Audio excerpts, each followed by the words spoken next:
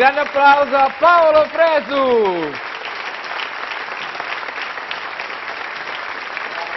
Paolo Fresu ha suonato in apertura un brano di Miles Davis, questa è una cover di Cyndi Lauper che ha rifatto anche Miles Davis. Bellissimo brano riorganizzato da Mike quando lui venne dopo la sua malattia e suonò questo brano in un disco bellissimo che si chiamava We Are Under Arrest, se non erro. You're Under Arrest.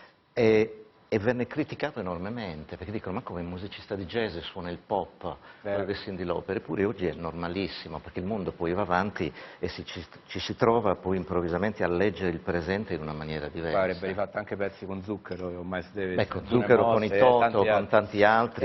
Viva Davis che compie 100 anni il prossimo anno perché è nato l'anno prossimo, l'anniversario dei suoi 100 anni dalla nascita. Senti, tu hai pubblicato sui tuoi social dei messaggi in merito all'utilizzo della tua musica.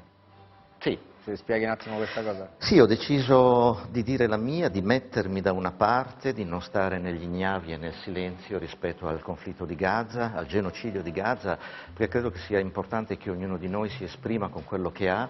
Io posseggo lo strumento della musica e ho pensato di non dare più la mia musica in Israele affinché gli israeliani, dicendo però che quelli che vogliono sentire la mia musica, posto che ci sia qualcuno che gli interessi la mia musica in Israele, questo non lo sappiamo ma non è importante, può scriverci, noi gli manderemo la musica gratuitamente purché si dichiari contrario al governo di Netanyahu e al genocidio a Gaza. Credo che sia un piccolo gesto però importante perché se tutti noi facciamo una piccola cosa, tutti insieme possiamo fare delle grandi cose.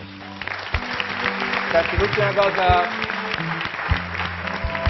che ti dico, diciamo, averti ospite ci porta inevitabilmente a pensare a Giovanni Di Cosimo,